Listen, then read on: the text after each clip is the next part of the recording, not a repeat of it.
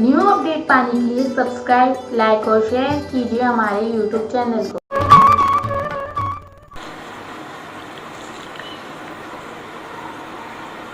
उनमें से छोटे की मृत्यु हो जाती है और छोटे भाई के जो 2 लड़के थे,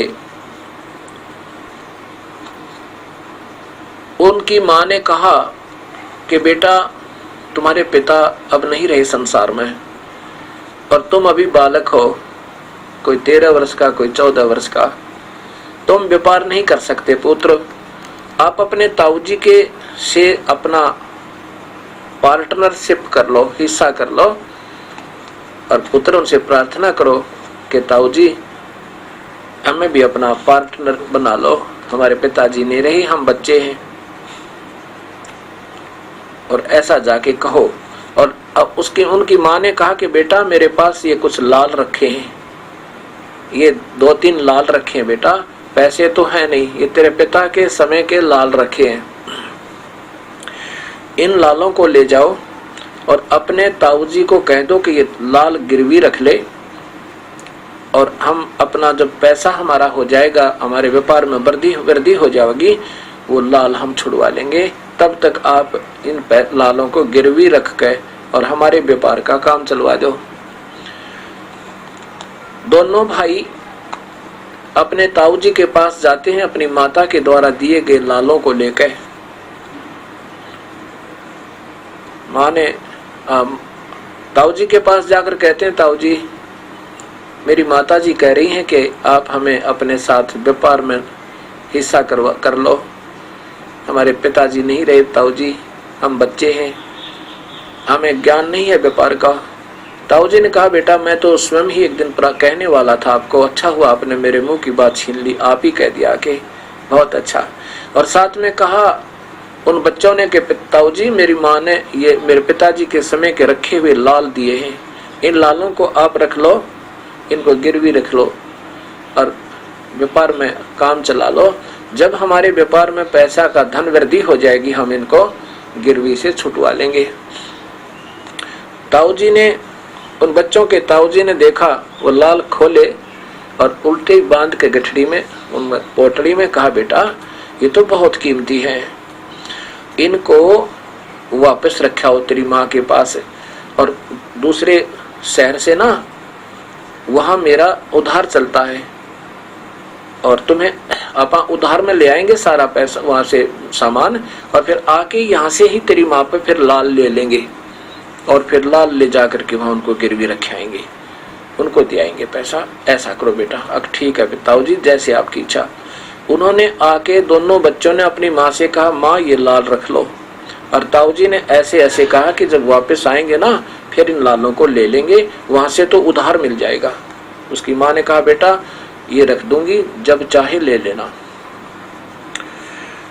वो ताऊजी जो है उन बच्चों का ताऊजी बड़ा शाना था, समझदार था, उन दोनों बच्चों को साथ ले गया व्यापार में, वहां पर उनसे आदान प्रदान करवाया पैसों का। एक दिन विदेश में उस सेठ ने उन बच्चे अपने दोनों भतीजों से कहा कि बेटा ये लाल लो और उस अमुक सेठ को जिससे अपन को 50,000 रुपए का सामान लिया है उसको ये लाल रखा, कह दो ये मेरे ताऊजी ने लाल भेजा है, इसको गिरवी रख लो, हम फिर आएंगे तो इसको छुड़वा ले जाएंगे। दोनों बच्चे वो लाल लेकर के सेठ जी के पास गए। सेठ जी से कहा कि हमारे ताऊजी ने कहा है कि आप इस लाल को गिरवी रख लो और फिर हम वापस आएंगे तब छुड़वा लेंगे। सेठ ने वो लाल लिया, जौहरी बुलवाया, कहा भी देखना ये लाल खरा है या खोटा है। जौहरी ने कहा ये लाल नहीं है, ये तो लालड़ी है, ये तो ज्यादा से ज्यादा 200 रुपए की भी नहीं है। अब उस सेठ जी ने वो लाल जिसको लाल कह रहे थे वो बच्चे उसको पकड़ के बाहर गली में फेंक दिया। कहता तुम कपटी झूठे कहीं के, तेरा ताऊजी ऐसा व्यक्ति तो नहीं लगता था, नकली लाल देता हमारे को, हैं हमारे साथ धोखा कर रहा है। ऐसा व्यक्ति तो नजर नहीं आ रहा था जो उसने आज हमारे साथ धोखा किया है। ये तो लालड़ी है, ये तो 200 रुपए की नहीं, ये 9 लाख रुपए का लाल। अब दोनों घबरा गए। उसको उठाकर उस लाल को जो गली में पड़ा था वापस अपने ताऊ जी के पास आकर मायूस मुख करके आंखों में पानी भर के कहने लगे, ताऊ जी उस सेठ जी ने ये लाल बाहर गली में डाल दिया। एक जौहरी से परख करवा के कहा ये तो लाल नहीं है। ताऊ जी को तो मालूम था कि वो लाल नहीं है।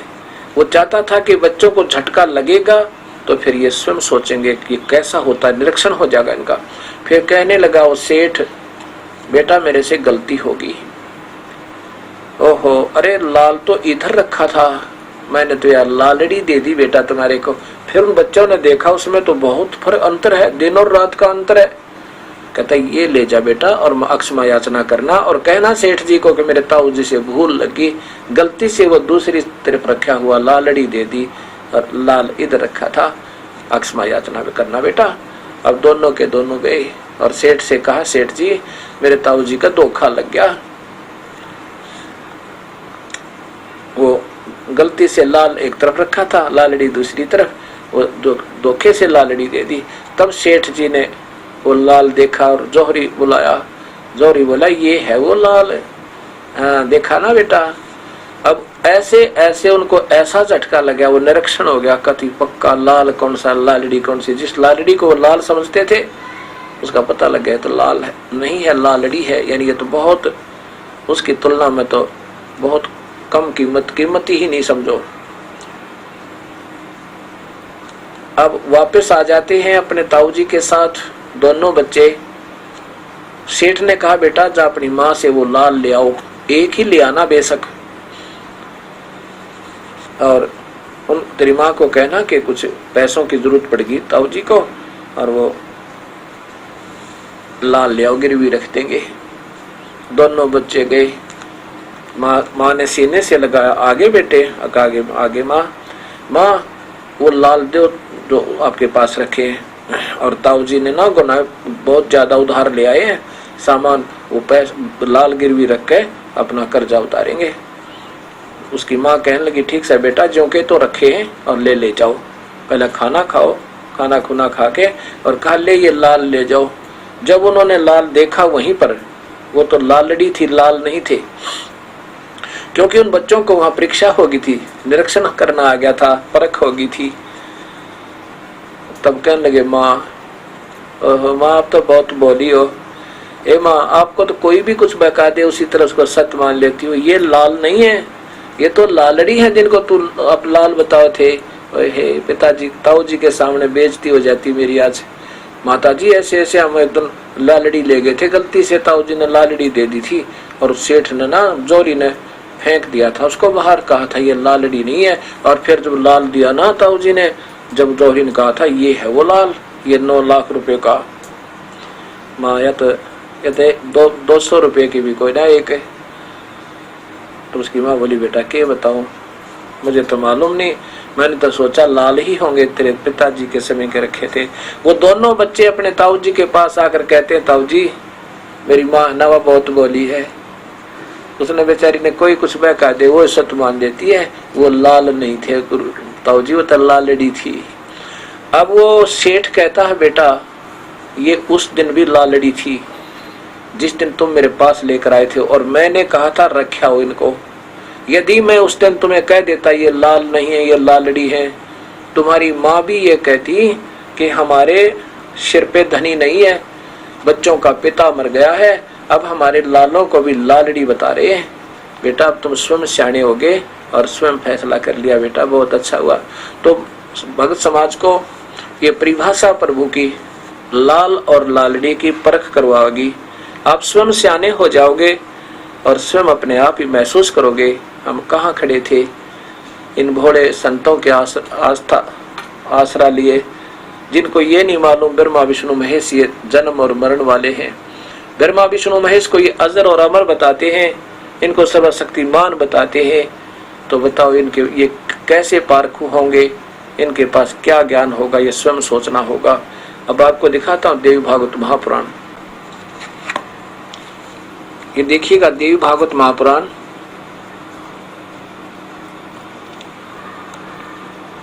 जिसको ब्रह्मा विष्णु महेश को ये अनजान संत अभी तक ये बताते आए हैं कि ये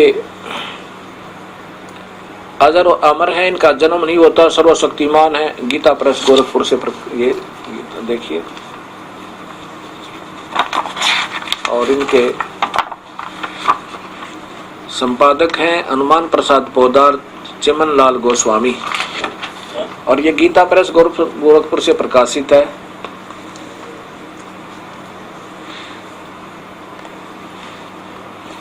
इसके 123 पृष्ठ पे देखिएगा,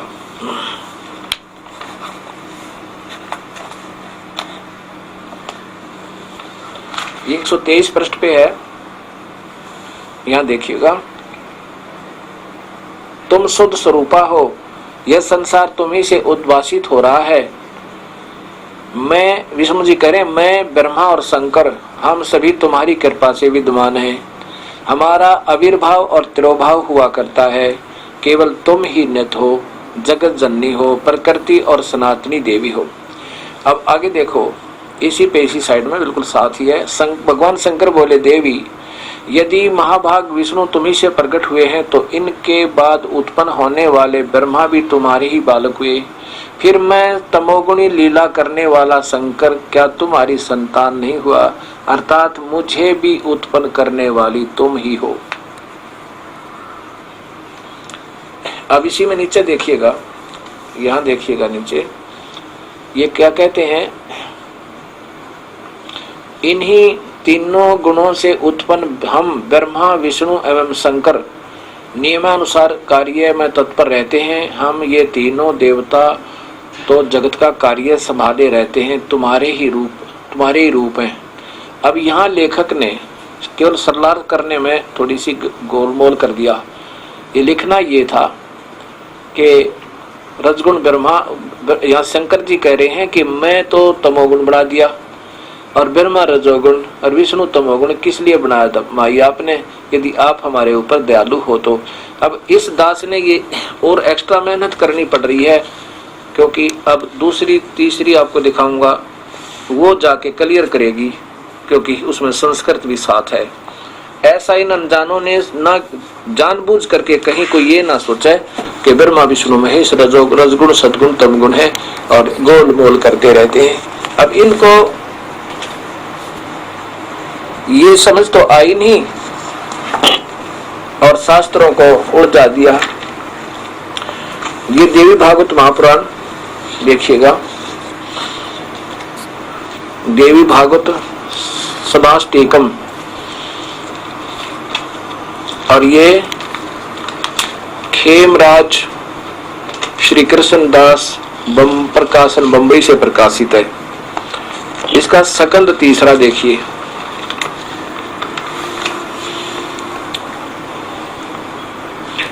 ये सकंद तीसरा इधर देखना, ये है अध्याय, ये ऊपर देखना, ये तीसरे सकंद का चल रहा है। आपको तीसरा सकंद दिखाता हूं, जहां से तीसरा सकंद प्रारंभ होता है। ये तो दूसरा द्वितीय सकंद समाप्त हुआ और ये तीसरा सकंद यहाँ पर प्रारंभ हुआ। अथ श्रीमद् देवी भागवते भाष्टिका युक्ते युते तृतीय सकंद प्रारंभते। इसके ये देखिएगा, यहाँ पर ये संस्कृत भी साथ है इसमें, इसलिए यहाँ से बिल्कुल निर्णय ठीक हो जाएगा। देखो यहाँ कहते हैं कि हे तुम्हारी, यहाँ देशी इधर से देखना, हे मात ब्रह्मा मैं और शिव, विष्णु जी कह रहे हैं, हे माता ब्रह्मा मैं और शिव यह तुम्हारे ही प्रभाव से जन्मवान है। हमारा तो आविर्भाव हुआ करता है और तिरोभाव होता है, जन्म और मृत्यु है, नित्य नहीं है, हम अविनाशी नहीं है। और फिर इंद्र आदि दूसरे देवता नित्य किस प्रकार हो सकते हैं। अब यहाँ देखिए, ये संस्कृत भी साथ है। ये देखो, धर्मा अहम महेश्वर किल ते प्रभावते सर्वे वयम जनी यूतान यदा तुनिता। हम तो जन्म और मरण में है, हमारा तो जन्म आविर्भाव और मृत्यु होता है, तिरोभाव हुआ करता है। फिर ये में सुरा दूसरे देवता कैसे। अब यहाँ देखो कि हम जैसे वो मैं गोल कर दिया यहाँ पर, यहाँ भगवान शिव कह रहे हैं, हे मात, यदि हमारे ऊपर आप दया युक्त हो तो हमको तमोगुण में किस प्रकार प्रदान किया है, और रजोगुण और ब्रह्मा रजोगुण और हरि सतगुण।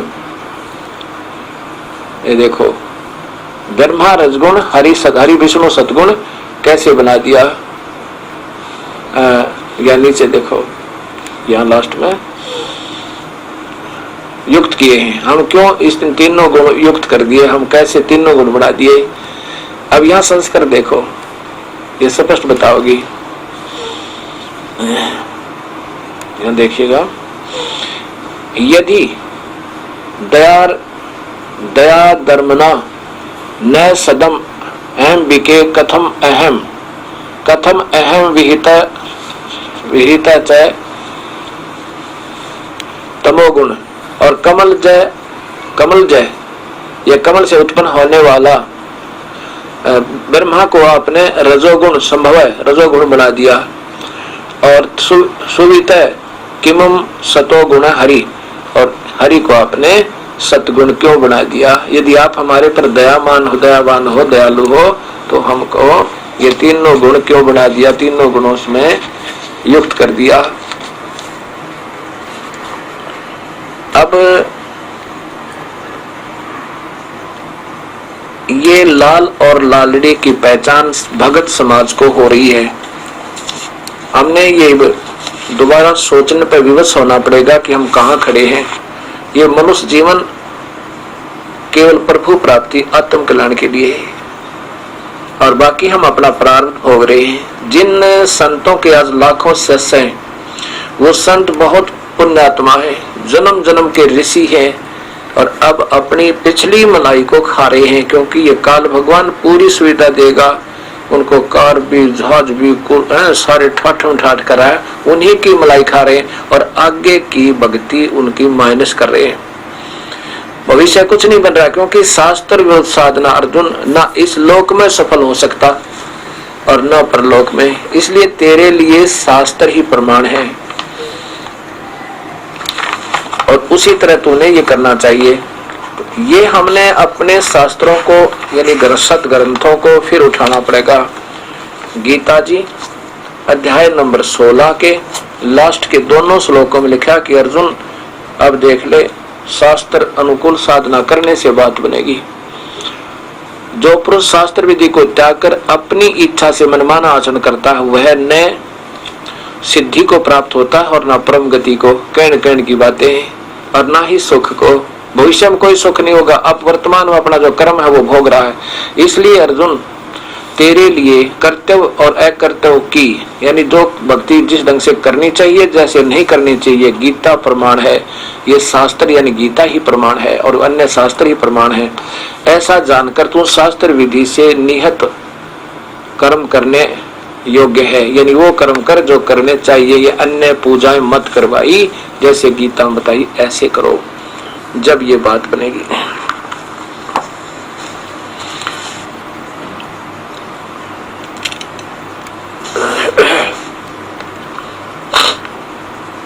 अब जैसे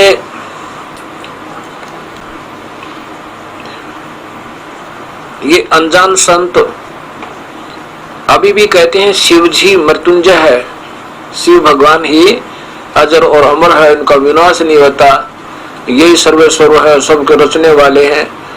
तो इन नादानों को बता क्या ज्ञान होगा और क्या ये मार्गदर्शन कर रहे हैं, इनको स्वयं सोचना चाहिए और इसमें शर्म नहीं किया करते। संतों के कोई प्रेस्टीज इशू नहीं होता, प्रेस्टीज इशू असंत बनाया करते हैं।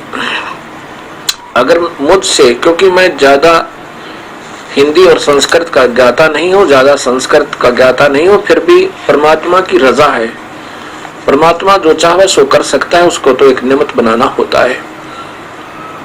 वो परमेश्वर ही कबीर साहब ही अपनी शक्ति देकर के इस दास से इन शास्त्रों का अब सार निकाल रहा है। तो मेरे से कोई अगर गलत मार्गदर्शन हो रहा हो तो मैं दोनों हाथ जोड़ कर और कान पकड़ के क्षमा याचना करूंगा। मैं दोषी नहीं बनूंगा।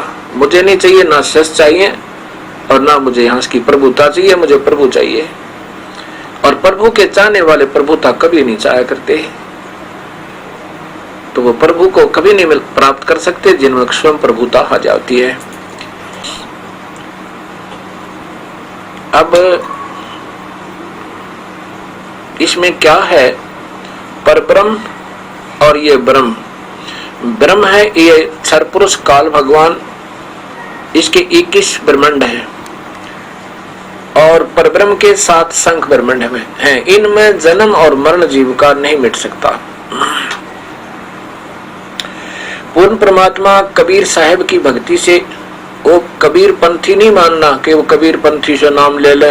अब जैसे आपको ज्ञान होगा, आप सोचोगे सभी कबीर पंथियों के पास वो नाम होगा, नहीं है, ये सत्कर मानना। क्योंकि इस दास ने ये ढंडोरा तभी पीटना शुरू किया है, तो उसी समय इस सत्य ज्ञान का मार्गदर्शन प्रारंभ किया जब पता चला कि इस कबीर पंथ के अंदर भी ये सत्य भक्ति मार्ग नहीं है। ज्ञान भले ही उनको है कि पूर्ण परमात्मा है, कबीर साहब सत्पुरुष हैं, लेकिन फिर अंत में उनकी जो अपनी सोच है वह बिल्कुल अधूरी है। ये तीन मंत्र का जाप और 3 ही व्यवस्था में आज तक ये नहीं दे पा रहे। क्योंकि कबीर साहब के बाद धर्मदास जी को आदेश दिया था, 6 पीढ़ी तक तो ठीक चला। उसके बाद 7वां जो है बांधवगढ़, उसमें दामाखेड़ा के अंदर 7वीं जो पीढ़ी वो स्वयं लिखते हैं, उसमें काल घुसेगा भाई, कबीर साहब ने कहा था। जब 7वीं में ही काल आ गया तो आगे भक्ति कार्य, इसलिए वो केवल सतनाम और 5 नाम देते हैं। वो 7 और तरह के वो आपको दिखाए थे मैंने। वो कहीं पर भी कबीर साहब के मार्ग शास्त्र में प्रमाण नहीं है कि ये नाम जपने। वो तो वैसे महिमात्मक नाम है कि जो इन सच्चे नामों का जाप करेगा वो अजर अमर हो जाएगा। तो ये सोचकर कहीं कहते हैं आसमान से गिरे और खजूर में अटक गए, कहीं फिर इन कबीर पंथियों का, गरीबदासियों का, घिसा पंथियों का फिर फंस कर बैठ जाओगे। कहते हैं हम भी कबीर पंथी हैं और सारी शास्त्र विरुद्ध साधना कराई जा रही है। वो बात बन जाए आसमान से गिरे और खजूर में अटक गए। बाकी आपकी मौज है, मुझे शिष्यों की संख्या की आवश्यकता नहीं है। मैं चाहता हूं कि यहाँ पर अगर आपने उपदेश लेना है, ये दास ही प्रार्थना करता है कि बीड़ी शराब मांस तंबाकू कभी छूना भी नहीं है। पीना तो बहुत बाद की बात है, छूने का तात्पर्य है किसी को ला करके भी नहीं देना है, कि उसके पान करने के लिए शराब मांस के लिए पैसा भी नहीं देना है। ऐसे ये समाज भी सुधरेगा और ये भक्ति भी सुचारू बनेगी। अन्य उपासना नहीं करनी है। उपासना का तात्पर्य है कि पितृ भूत प्रेत ये श्राद्ध वगैरह नहीं पूजने, कोई व्रत नहीं करना। गीता में मना किया, 6 अध्याय का 16वां श्लोक है कि अर्जुन ये योग अर्थात ये भक्ति ना तो ज्यादा खाने वाले की और ना बिल्कुल ना खाने वाले की ऐसा कभी सफल नहीं होती। बिल्कुल ना खाने वाले की भी असफल है, यानी व्रत रखे, और ज्यादा खावा उसकी भी असफल है। ज्यादा सोने वाले की और ज्यादा जागने वाले की भी विफल है। जो ढोंगी बनकर लोग दिखाओ भाई रात को भी नहीं सोते, सारी रात भजन करता है, वो तो कहते हैं वो दम्भ कर रहे हैं, ढोंग कर रहे हैं, पाखंड कर रहे हैं। ऐसा गीता जी बताया। क्योंकि जितने भी महापुरुष हैं उन्होंने अपना दैनिक कार्य करते करते प्रभु की प्राप्ति की है और इन सच्चे नामों से की है। उसी तरह हमने फिर करना होगा। मेडिटेशन लगाते हैं, आनंद आता है, आनंद आता है। 1000 वर्ष मेडिटेशन लगाकर चले गए, अंत में गधे की जो नहीं पाई। तो कहते हैं ये साधनाएं हमने फिर सुचारू ढंग से देखनी होंगी। अब तो कोई 2 बात मीठी बनानी जानता है, अच्छे उनके बोलने का तरीका अच्छा है, तो हम स्वतः आकर्षित हो जाते हैं। ऐसे बात नहीं बनेगी। गरीबदास जी कहते हैं बीजक की बाता कहें ये बीजक ना ही हाथ, ये पृथ्वी डोबन उत्तर रेखा मीठी बात। बीजक की बाता कहें ये बीजक ना ही पास, औरों को प्रमोदते ये अप जाओ निराश। इनके पास सत्भक्ति नहीं है। जैसा कि जैसा कि आपने अभी सुना कि 3 लोक के परमेश्वर कबीर साहब, 3 लोक के भगवान ब्रह्मा विष्णु महेश, उन्हीं के विष्णु के अवतार श्री कृष्ण जी आए थे। वो भी शक्ति रखते थे लेकिन पूर्ण शक्ति युक्त नहीं थे। जैसे एक विभागीय मंत्री जो होता है प्रांत का, वो शक्ति रखता है लेकिन सर्वशक्तिमान नहीं है। ऐसे ही भगवान श्री कृष्ण राजा मोरध्वज के पुत्र ताम्रध्वज को जीवित कर दिया उन्होंने आरे से चरवा के। अपने सगे भांजे शुभद्रा के पुत्र अभिमन्यु को जीवित नहीं कर सके और उन्हीं के सामने उनका कुल विनाश हो गया, उसको भी जीवित नहीं कर सके।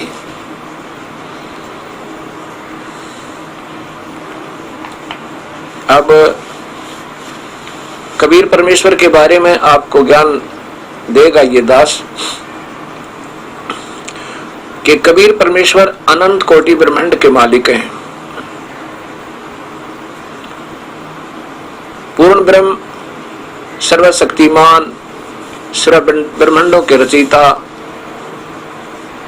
वास्तविक अविनाशी ये कबीर परमेश्वर है। इनका वास्तविक नाम कबीर है। कबीर कबीर कबीर देव, जैसे यजुर्वेद, इनका वास्तविक नाम कबीर देव है। कबीर देव, देव माने परमेश्वर और कबीर माने कबीर। इसको सीधी भाषा में कबीर बोलने लगे। कबीर वह को बै भी बोल देते हैं पंजाबी में, और अरबी भाषा में, और साधारण मातृभाषा के अंदर भी, जैसे इधर उत्तर प्रदेश, हरियाणा, पंजाब, राजस्थान, इनमें वह को बै बोलते हैं। जैसे बन, वैसे लिखा जाए तो वन होता है, उसको बन भी बोल देते हैं। दोनों का एक ही अर्थ होता है। ये भाषा का अंतर होता है और फिर अपभ्रंश होते होते वो कबीर बन गया। तो उसी कबीर कहो चाहे उसे कबीर कहो, कबीर देव। वेदों में कबीर देव है और अपनी साधारण भाषा में जैसे संत मुख से बोल देते हैं, वही वस्तु और वही उसका बोध कराती है उसी अक्षर से।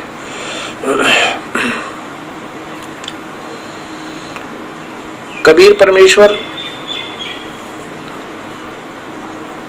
चारों युगों में आते हैं। सतयुग में सतसुकृत नाम से, त्रेता में मुनिंदर नाम से, द्वापर में करुणामय नाम से, और त्रेता कलयुग में कबीर नाम इनका चलेगा। जब कबीर परमेश्वर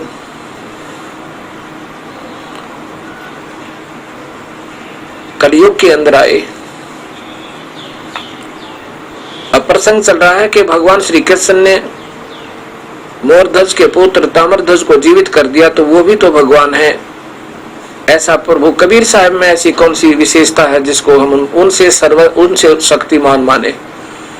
गरीबदास जी कहते हैं, मासा घटे न तल बदे विद ना लिखे जो लेख, सच्चा सतगुर मेट के ऊपर मारा मेघ। मासा घटे न तल बदे विद ना लिखे जो लेख, और सच्चा सतगुर मेट के ऊपर मारा मेघ। अर्थात पूर्ण परमात्मा कबीर साहब कर्म के दंड को और दुर्भाग्य को मेट सकता है। अन्य भगवान भाग्य से कम या ज्यादा नहीं कर सकते। केवल कबीर परमेश्वर है जो हमारे पाप कर्मों को काट सकता है। यजुर्वेद में 5वें अध्याय के 32वें श्लोक में कहा है कि कबीर अंगारी असी, उसी गसी कबीर अंगारी असी। वो कबीर परमेश्वर जो है वो हमारे पाप कर्मों को काटने वाला है।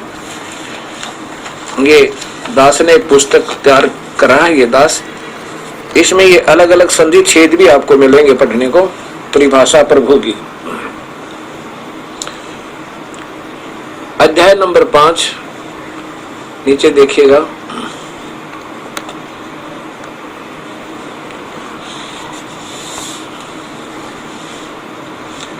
ये है उस अध्याय नंबर 5 का श्लोक नंबर 32, यजुर्वेद।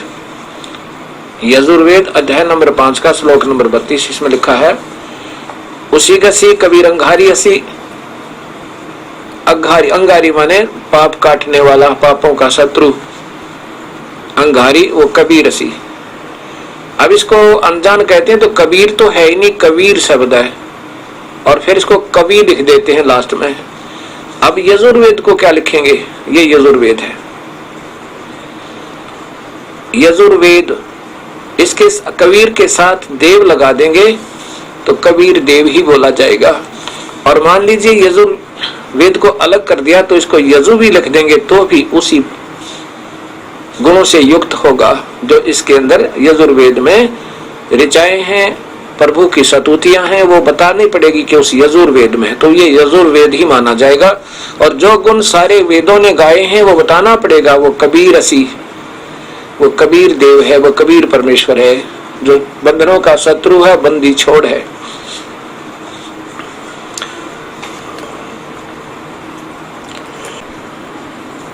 ये कबीर परमेश्वर अनंत कोटि ब्रह्मांड के मालिक, सर्वशक्तिमान, पाप कर्मों को काटने वाले हैं। जैसे हिंदुस्तान का राष्ट्रपति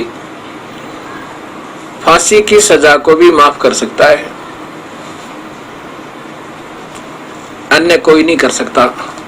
इसी प्रकार पूर्ण ब्रह्म कबीर साहब हमारे पाप कर्मों को भी काट सकता है। गरीबदास जी महाराज अपनी वाणी में कहते हैं, जम जो राजा से डरे मिट कर्म के लेखे, अदली अदल कबीरे हैं कुल के सतगुरु एक। जम, यम के दूत, ये काल जिससे डरता है, और जोरा का अर्थ होता है मृत्यु। कबीर साहब हमारी आयु भी बढ़ा देते हैं। ये देखिएगा सामवेद, इसकी संख्या नंबर 822 में स्पष्ट लिखा है कि वो परमात्मा कबीर साहब अपनी हंसात्मा जो सत भक्ति करती है, ये सर्वदेशिक आर्य प्रतिनिधि सभा का प्रकाशन। और ये कहां से प्रकाशित है, कौन इनके सरलार्थ करता है? सामवेद हिंदी भाषा स्वर्गीय पंडित तुलसीराम स्वामी कृत, सर्वदेशिक आर्य प्रतिनिधि सभा 3/5, महर सिद्धांत भवन, आसफ अली रोड, नई दिल्ली, दूरभाष इतना। इसके श्लोक नंबर 822 में देखिएगा। वैसे तो बहुत ही श्लोक है लेकिन इनमें कबीर साहब का नाम प्रत्यक्ष लिखा हुआ है। ये सामवेद देख रहे हैं आप। मनीषी भी पवते पूर्व कबीर, ये रे जो है यहाँ लगा था, लगना है, ये रे यहाँ काम करेगा, हलंत वाला रे बन जाएगा इसके साथ। कबीर निर्भयत प्रिकोसान असिदत्त त्रि तस्य नाम, तीन नाम, त्रि नाम, जनन मधु अक्षरन इंद्रस्य वायुम सखाय वर्धन। वायु माने जीवन को, श्वासों को, प्राणों को, वर्धन माने बढ़ाता है अपने साथी के, अपने खास मित्र अर्थात सत भक्ति करने वाले के। अब इसी 822 नंबर श्लोक का आप संधि छेद देखिए और साथ में इसका विचार लगाइए। ये सामवेद संख्या नंबर 822, ये है मनीषी भी, ये संधि छेद है। मनीषी भी पवते पूर्व कबीर, कबीर नर भी, ये ऐसे हलंत वाला रह लग के कबीर बन जाता है। और फिर इसको अपभ्रंश होता होता ये कबीर बन गया, ये कबीर है। नर भी यत प्रिकोसान असिदत कोषान माने अपने खजाने से, अपने आशीर्वाद से, वो कबीर परमेश्वर। इधर देखना, त्रि तस्य नाम है, उसको 3 नाम प्रदान करके, जनन माने मृत्यु का, अक्षरन माने जनन माने जन्म का, अक्षरन माने मृत्यु से, न माने रहित करता है, उसके जन्म और मृत्यु को समाप्त कर देता है, रहित कर देता है। और जिससे अब उसको उनकी आयु भी बढ़ा देता है। वायुम वर्धयन सखा, अपने सत भक्ति करने वाले खास मित्र अर्थात भक्त के जीवन को भी बढ़ा के अपने कोसान, अपने से पूर्ण रूप से परिवर्धन पूरे ढंग से बढ़ा देता है वो परमेश्वर। अपने वो कौन है? जिसकी हृदय से चाहने वाले भक्त आत्माओं को वो 3 नाम देकर और उनको पवते माने पवित्र करता है, उसके पाप कर्मों का विनाश करवा देता है। पूर्व कबीर, सनातन कबीर, सबसे पहले वाले भगवान कबीर, नरभी माने हृदय से भक्ति करने वाले, सत भक्ति करने वाले, और करते हैं उन 3 नाम से। उनके अपने कोषान, अपने खजाने से, अपने आशीर्वाद से उनकी उम्र भी बढ़ा देता है और साथ में उनका जन्म मरण भी समाप्त कर देता है इन 3 नाम से। और इसी 3 नाम का प्रमाण आपने गीता जी में देखा। ये फिर दिखाना पड़ेगा आपको, गीता जी के 16वें 17वें अध्याय का 23वां श्लोक। ये है अध्याय नंबर 17, श्लोक नंबर 23। ओम तत्सत इति निर्देश है ब्रह्मण है त्रिविध समृत ब्राह्मणा तेन वेदा। इसको जानने वाले, इस ज्ञान के जानने वाले ब्राह्मण यानी भक्तात्मा, श्रेष्ठ आत्माएं जब सृष्टि के प्रारंभ में ऐसे ही यज्ञ आदि किया करती थी, विधिवत साधना करती थी। ओम तत्सत, ओम तो सीधा ही लिखा है, तत् और सत ये सांकेतिक है। ओम तत्सत इति निर्देश है ब्रह्म है त्रिविधि समृत है। ये तो तत् मंत्र है, इसको ये ब्रह्म भी नहीं दे सकता, ये इसलिए गुप्त रखा जाता है, ये अपने मुख से नहीं बोल सकता, नहीं कह सकता। इस तत् मंत्र है, ये दोनों मिलकर सतनाम बनता है। ओम तो साथ है ही है और इसके साथ एक मंत्र और लग के ये परब्रह्म का जाप बनता है। इसको ये नहीं दे सकता ब्रह्म, और ये आजकल के संत इसको आम व्यक्ति दे देते हैं, नकली मोर मारने लगे। और सत मंत्र तो पूर्ण परमात्मा के हंसी, ये दोनों मंत्र पूर्ण परमात्मा के कबीर साहब के हंस, जिनको आदेश है नाम देने का, वही प्रदान कर सकते, अन्य नहीं दे सकता। ओम तत्सत इति निर्देश है ब्रह्मण है त्रिविधि समर्थ है, पूर्ण परमात्मा के स्मरण का यही निर्देश है इन 3 नामों से। आगे इन्होंने जो बनाया है ये देखिएगा नीचे के, इधर देखिए, ये 24वें श्लोक में है कि इसलिए वेद मंत्रों का उच्चारण करने वाले, ये वेद ब्रह्मवादी नाम, ब्रह्म का उच्चारण करने वाले, ब्रह्म नाम जाप करने वाले, विधिनोक्ता शास्त्रीय विधि से नियत यज्ञ दान करने वाले सततम सदा ही ओम नाम से ही उच्चारण करते हैं। ये ब्रह्म को वेद कहते हैं, ब्रह्म का वेद लिखते हैं। वेद ब्रह्मवादी नाम, ब्रह्म का उच्चारण, ब्रह्म का नाम उच्चारण करने वाले ओम नाम से ही प्रारंभ करते हैं, सीधा सा बनता है। और आगे तत् के बारे में लिखा है 24 में, तत् इति, ये देखो, अनभिसंध्याय फलम यज्ञ तप क्रिया दान क्रिया च विविधा क्रियन्ते मोक्षाकांक्षा भी। इस ये जो तत् मंत्र है उसमें कोई किसी प्रकार का कोई फल और यहाँ ब्रह्म तक की साधना की सुविधाओं की हमने इच्छा नहीं, इसलिए तत् नाम उसको वो इसलिए किया जाता है कि यहाँ की सुविधा नहीं लेनी, इसके जाप से हमने उसे ऊपर जाना है। ये तो इन्होंने अपने हिसाब से किया है, क्योंकि ये परब्रह्म का जाप है, इससे हमने यहाँ का सौदा ले लिया तो हम वापस नहीं जा सकते। सत, इसका सीधा अर्थ देखिए नीचे, ऊपर देखिएगा, इसकी संस्कार देखिएगा। सद्भावे साधु भावे च सत इति एतत् प्रचुते पर प्रयुच्यते प्रसते कर्मणि तथा सत शब्द पार्थ, युजते। अब ये लिखा कि सत जो नाम है ये तो बहुत ही अच्छे जो शुभ कर्म, ये तो साधु लोग, साधु भाव बिल्कुल ही यानी मुक्ति के लिए पूर्ण परमात्मा का विधिवत साधना करने वाले ही उस पूर्ण परमात्मा की भक्ति के साथ ही इसका प्रयोग किया जाता है। और इन्होंने इसका क्या किया है कि सत इस प्रकार यह है परमात्मा का नाम सत भाव में और श्रेष्ठ भाव में, यानी सत भाव में अर्थात पूर्ण परमात्मा का ही भक्ति करने प्रयोग किया जाता है। वो ये सत भाव क्यों, वो कौन से असत भाव थे, ये उस पूर्ण परमात्मा का उत्तम मंत्र है, उत्तम कर्म सत शब्द प्रयोग किया जाता है, यानी पूर्ण परमात्मा के सतलोक में जाने के लिए उस सत अर्थात वास्तविक मंत्र का जाप किया जाता है, ये कहना चाहा है।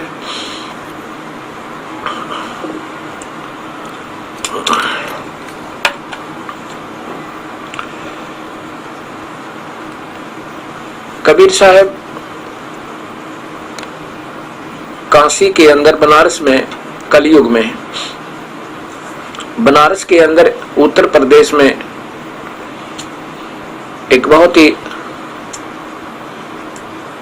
विशाल नगरी बनी हुई है काशी। उसमें एक कमल के फूल पर एक बच्चे का रूप धारण किया कबीर परमेश्वर ने सतलोक से आकर, तेज पुंज का अन्य शरीर बनाया और एक कमल के फूल पर विराजमान हुए। अब इसकी थोड़ी सी कहानी सुनाता हूं आपको, सत कथा। सुपत सुदर्शन जिन्होंने पांडवों की अश्वमेघ यज्ञ को संपूर्ण किया था। अब भाव ये हमारा कहने का कि कबीर साहब ही सुदर्शन का रूप बनाकर और पांडवों की यज्ञ में गए थे, परंतु नाम सुदर्शन का ही चलेगा क्योंकि कबीर परमेश्वर ने अपनी प्यारी आत्मा को ये महिमा देनी थी। गरीबदास जी कहते हैं सतगुरु नाल वड़ियाइयां जिन चाहे तिन दे। सतगुरु नाल वड़ियाइयां कबीर परमेश्वर जिसने महिमा देना चाहता है दे देता है। ये स्वयं महिमा के भूखे नहीं है, ये स्वयं महिमा नहीं चाहते। तो अब हमने सुदर्शन ही कहना पड़ेगा, भले ही कबीर परमेश्वर ने उन्हीं का रूप बना करके ये सब कार्य सिद्ध किए थे। ये दयालु हैं, इनके बिना कोई भी कार्य सिद्ध नहीं हो सकता। गीता जी के 15वें अध्याय का 17वां श्लोक बताता है कि वास्तव में उत्तम पुरुष तो अन्य, वास्तव में पुरुषोत्तम यानी पूर्ण भगवान तो, सही भगवान तो कोई और ही है, और उसी को परमात्मा इति उदारते, वही परमात्मा कहलाता है। और वही तीनों लोकों में प्रवेश करके सबका धारण पोषण करता है। सबको कर्माधार पर जो भी करना कराना है वही कबीर परमेश्वर करता है। सुदर्शन जी के माता पिता ने कबीर साहब का उपदेश नहीं लिया। जब सुदर्शन जी सतलोक जाने लगे उस समय कबीर साहब ने पूछा था, सुदर्शन बता तेरे मन में इस काल के लोक की किसी भी वस्तु की कोई इच्छा तो नहीं है? यदि तेरे मन में इस काल के लोक की इच्छा रही तो तुझे यहीं फिर जन्म में आना पड़ेगा। उसमें सुदर्शन जी ने कहा था, हे परवरदिगार, आपने ऐसा अनमोल ज्ञान दे दिया, ऐसा निर्मल ज्ञान दे दिया दाता, यहाँ की तो किसी भी चीज की, चाहे मुझे इंद्र भी क्यों ना बना दे, कति इच्छा नहीं है। एक प्रार्थना है दास की आपसे कि मेरे माता पिता ने आपका उपदेश नहीं लिया, मुझे बड़ा दुख हो रहा है। आपके ज्ञान से इस दास को इतना जानना हो गया, इतना ज्ञान हो गया आपके सत प्रकाश सत ज्ञान कि सत भक्ति के बिना ये प्राणी चाहे कितना सुखी नजर आवे और कैसी साधना कर रहा है ये पार नहीं हो सके, 84 में जाएगा, बहुत कष्ट उठाएगा। तो हे दाता, कभी मेरे माता पिता मनुष्य जन्म पावे, मेरी अर्ज है आपके चरणों में, उनको चरणों में लेना दाता, उनकी मुक्ति करना। अब कबीर साहब ने सोचा कि ये नादान भी फंसेगा अपने माता पिता के चक्कर में, तब कहा बेटा तू चिंता ना करे, कहीं उनके मुक्ति के चक्कर में तू भी अपनी आस्था इस काल के लोक में फिर रख ले, तेरा फिर जन्म होगा। तब कहा नहीं दाता, आपके चरणों में ये दास समर्पित है। तब कबीर साहब ने कहा था, ठीक है, जब कभी इनको मानव शरीर प्राप्त होगा मैं इनसे कोशिश करूंगा, तो चिंता मत करें। उसके बाद सुपत सुदर्शन के माता पिता का जन्म जो है एक ब्राह्मण ब्राह्मणी का हुआ। ऐसे 2 जन्म होकर के फिर तीसरे जन्म में, इनसे पहले 2 जन्म और हो चुके थे, उनमें भी उनको कोई संतान नहीं थी। किनको? नीरू और नीमा को। नीरू और नीमा जो है वो सोपत सुदर्शन जी के माता पिता थे जब वो द्वापर युग में आए हुए थे। और उनके नीरू नीमा बनने से पहले 2 जन्म और ब्राह्मण और ब्राह्मणी के हुए थे, और उससे पहले वो वाल्मीकि जाति में थे। इसलिए ये दास कहता है, कबीर साहब कहते हैं हमारे बंदी छोड़ कि इस जीव की, इस प्राणी की केवल जीव जाति है और मानव इसका धर्म है। धर्म क्या चीज होती है? धार्मिकता, स्वभाव, गुण। अगर हमारे अंदर मानव जैसे गुण हैं तो हमारा धर्म है, हमारा वो एक स्वाभाविक कर्म है। और यदि हमारे अंदर सद्भावना, अच्छे गुण नहीं है तो हम धार्मिक नहीं है। इसलिए धर्म उन सद्गुणों से युक्त जो व्यक्ति होता, जो मनुष्य के कर्तव्य होते हैं, स्वभाव होता है, मनुष्य का जो धर्म होता है, मानव धर्म जो है, बीड़ी शराब मांस तंबाकू नहीं पीवे, शास्त्र अनुकूल साधना करे, एक परमात्मा की भक्ति करे, अन्य नहीं करे। वास्तव में धर्म ये होता है, किसी की बुराई ना करे, किसी की चोरी ठगी नहीं करे, है सुरापान मांस मद किसी प्रकार की नशीली वस्तुओं की का सेवन ना करे, वो धार्मिक व्यक्ति होता है। ये मानव का धर्म होता है, ये मानव धर्म है, ये मानव के गुण है, स्वभाव होता है।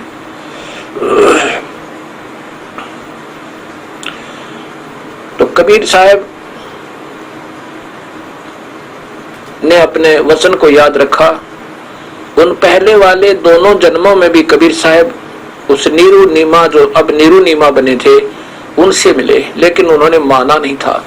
अब तीसरी बार उनका फिर जन्म ब्राह्मण और ब्राह्मणी का। गौरी शंकर तो नीरू का पूर्व नाम था और सरस्वती उस नीमा का नाम था। उसी जन्म में, तीसरे जन्म में।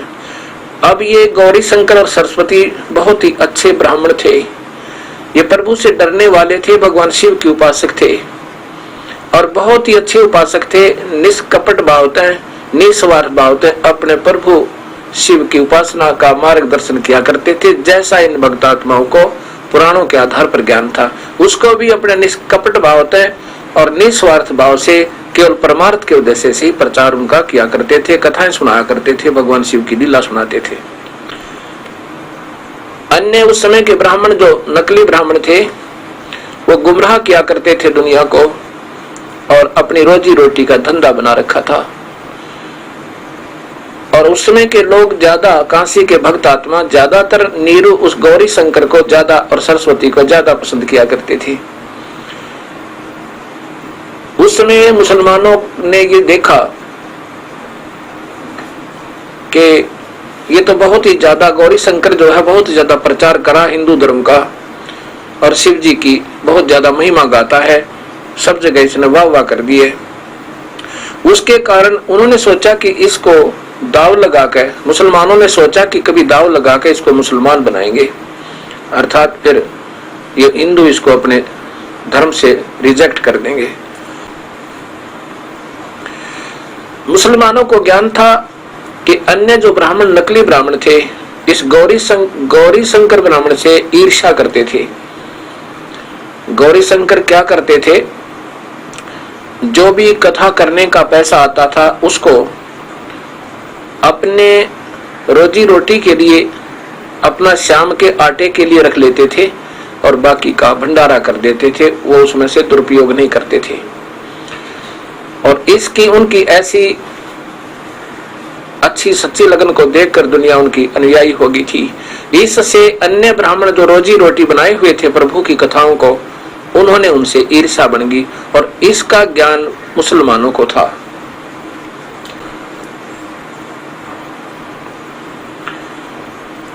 कि इनके साथ कोई नहीं है, ये अकेले हैं। उन्होंने, मुसलमानों ने क्या किया, एक दिन जाकर के अपना पानी अपने घर से लाकर के पानी और इसके गौरी शंकर के सारे घर में छिड़क दिया, उनके मुंह में छिट्टे मार दिए और सारे घर पानी डाल दिया। तो सब जगह चर्चा हो गई कि नीरू नीमा गौरी शंकर सरस्वती जो है ये मुसलमान बन गए, इनके ये भ्रष्ट हो गए, मुसलमानों का पानी पी लिया, इन्होंने ऐसे कर दिया। तो सभी उन नकली ब्राह्मणों ने सारा अफवाह फैला दी और उनको जाति से घेर दिया, उनको धर्म से अलग कर दिया। अब विवश होकर के नीरू गौरी शंकर सरस्वती ने उन मुसलमान धर्म को स्वीकार करना पड़ा। और फिर क्या हुआ, उनके नाम नीरू और नीमा रख दिए। लेकिन हृदय से वो उपासना अपने शिव की ही किया करते थे। और साथ में जब देखा कि जो रोजी रोटी का पैसा आता था वो बंद हो गया, क्योंकि वो कथा नहीं कर सकते थे, और गंगा में स्नान करना भी बंद कर दिया था कि गंगा में स्नान नहीं करोगे तो मुसलमान होगे, उन नकली ब्राह्मणों ने, ये सूखे धर्म के ठेकेदारों ने नीरू नीमा का गंगा में स्नान करना भी बंद करवा दिया। अब उन्होंने देखा कि तुम्हारी कथा जो करते थे उससे पैसा आता था, अब वो बंद हो गया। किन्होंने, नीरू नीमा ने सोचा। अब उसका कोई ऐसा धंधा सोचा कि जो हम आसानी से कर सकें और अब आराम से रोजी रोटी का धंधा हमारा काम चल जाए।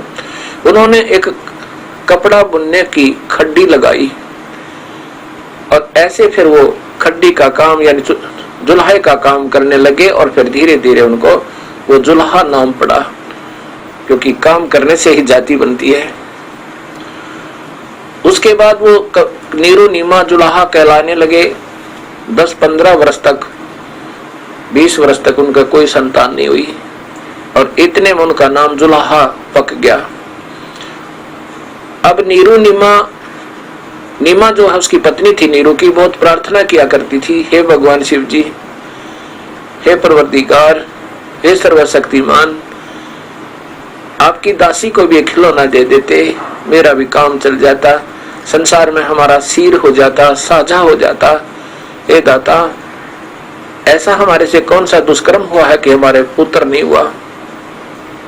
ऐसे रोज विलाप किया करती थी। नीरू कहता था कि जो प्रभु को मंजूर है उसी में हमें सुख रहना चाहिए, खुशी रहना चाहिए, ये हमारा भला है। लेकिन वो नहीं मानती थी, रोती रहती थी, याद करती रहती थी। एक दिन वो क्या करते थे, प्रतिदिन नीरू और नीमा स्नान करने के लिए अपनी झोपड़ी से लगभग 3.5 किलोमीटर की दूरी पर, 4 किलोमीटर की दूरी पर एक लहर तारा नाम का तालाब है, अब भी विद्यमान है। वो उस समय गंगा की लहरों के उछलने से पटड़ी नीची होने तक और गंगा का पानी उछल उछल कर वो भरा रहता था और फ्लो करके, और उसका उस क्षेत्र का नाम तारा क्षेत्र था, तारा। और लहरों के द्वारा वो पानी भर जाता है तो उसको लहर तारा क्षेत्र तालाब कहने लगे, लहर तारा तालाब। वो काफी लंबी चौड़ी एक झील, लेक का रूप धारण किए हुए रहता था। नीरू और नीमा प्रतिदिन सुबह सुबह गर्मियों में वहां स्नान करने के लिए जाया करते थे। विक्रमी संवत 1455 सन 1398 वो शुभ दिन, वो शुभ घड़ी इस समाज पर भूली नहीं जा सकेगी, भगत समाज पे। जिस दिन परम पिता ने आके उस लहर तारा तालाब में अरे कमल के फूल के ऊपर अपना शिशु रूप धारण किया था। सुबह सुबह ब्रह्म मुहूर्त में ज्येष्ठ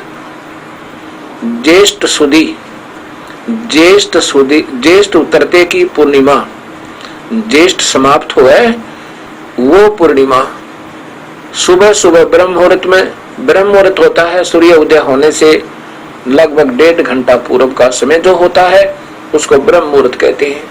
उस समय वो कबीर परमेश्वर अपने सत्यलोक से आए, ऊपर आकाश से एक प्रकाश सा आता नजर आया, प्रकाश का गोला, अर्थात इतना तेज था, तेज होती है वो लाइट कबीर परमात्मा की, वो होते हैं आकार में भी उस समय, लेकिन उसको कोई देख नहीं सकता कि वो प्रकाश दिखाई देता है। कौन देख सकता है? जिनकी दिव्य दृष्टि खुल जाती है। उसमें फिर आकार भी दिखता है, आकार से फिर प्रकाश होता है। जैसे सूर्य दिखाई देता है तो प्रकाश है, किससे है वो प्रकाश? सूर्य से है। उसी समय एक अष्टानंद नाम के एक ऋषि प्रतिदिन उसी लहर तारा तालाब पर स्नान करने के लिए जाया करते थे, और उस दिन वो भी अपना स्नान करके अपने ध्यान भजन की चेष्टा कर रहे थे। इतने में क्या देखा कि ऊपर से एक बहुत तेज का पुंज आया, यानी कबीर परमेश्वर सह शरीर आए, और वो जब अपने वास्तविक शरीर में होते हैं उनको देखा नहीं जा सकता, इन आंखों से आंखें हमारी बंद हो जाती हैं। प्रकाश जैसे वेल्डिंग सेट का लगा कर ऐसा एकदम इन चरम दृष्टि को ऐसा महसूस होता है, फिर ये आंखें बहुत कम देख सकती हैं उसकी तरफ।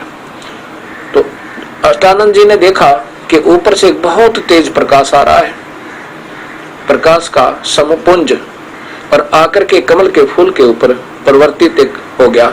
कमल के फूल के ऊपर उसने देखा तो सारा लहर तारा तालाब उस तेज से प्रकाशित हो गया, और वो पुंज, वो तेज का जो समूह एक स्थान पर आकर और एक ऐसे प्रवर्तित होता दिखा, उसने जैसे कोई बालक बन गया हो। लेकिन उसको यकीन नहीं हुआ, उसने सोचा कि ऐसे कोई स्वप्न या कोई तेरा भ्रम है, और फिर सोचा कि मैं तो जागृत हूँ, स्वप्न भी नहीं हो सकता है मेरी कोई भक्ति की उपलब्धि हुई हो। चल के अपने गुरुदेव स्वामी रामानंद जी से इसके बारे में विचार विमर्श करूंगा और पूछूंगा, दाता ये क्या कोई भक्ति की उपलब्धि है मेरी या कोई मेरा भ्रम है? अष्टानंद जी तो वहां से उठकर चले गए, और अष्टानंद जी ने आकर के अपने गुरुदेव से पूछा, गुरुदेव आज मैंने ऐसा ऐसा चमत्कार देखा, ऊपर से बहुत तेज प्रकाश दिखाई दिया और नीचे कमल के फूल के ऊपर वो सिमट गया। मुझे ऐसा महसूस हुआ जैसे कोई बच्चा बन गया हो, कोई बालक नजर आया। बालक दिखाई नहीं दिया स्पष्ट, पर महसूस हुआ जैसे कोई बालक का रूप धारण कर लिया उसने, और सारे के सारे कमल ऐसे चमक रहे थे जैसे सूर्य के प्रकाश में भी नहीं दिखाई देते, इतने स्पष्ट। तो पूछा, हे भगवान, हे गुरुदेव, ये मेरी कोई भक्ति की उपलब्धि थी, उपलब्धि है या कोई मेरा भ्रम है? तब स्वामी रामानंद जी ने कहा कि पुत्र, ये न तो तेरी भक्ति की उपलब्धि है और न ही तेरा कोई भ्रम है। ये ऐसे लक्षण जब होते हैं जब कोई ऊपर से अवतार शक्ति आती है पृथ्वी पर किसी माँ के गर्भ में जन्म लेगी, क्योंकि इन महापुरुषों ने मालूम है, ये इतना ही जानते हैं कि माँ के बिना कोई पैदा नहीं हो सकता। तो उन्होंने सोचा कि कोई शक्ति ऊपर से आई है और किसी माँ के गर्भ में वो शक्ति प्रवेश कर जाएगी। लेकिन ये कबीर परमेश्वर स्वयंभू परिभू, ये अजायत है, ये कभी पैदा न होने वाले स्वयं प्रकट हो जाते हैं। स्वयंभू, स्वयं प्रकट होने वाले कबीर परमेश्वर है। उधर से नीरू और नीमा अपने नित्य प्रति की तरह स्नान करने के लिए सुबह सुबह लहर तारा तालाब की तरफ प्रस्थान कर देती हैं। रास्ते में नीमा याद कर रही है प्रभु अपने शिव भगवान को और रो रही है। भले ही वो मुसलमान बन गए थे, लेकिन हृदय से अपने शिव की आस्था नहीं हट पा रही थी।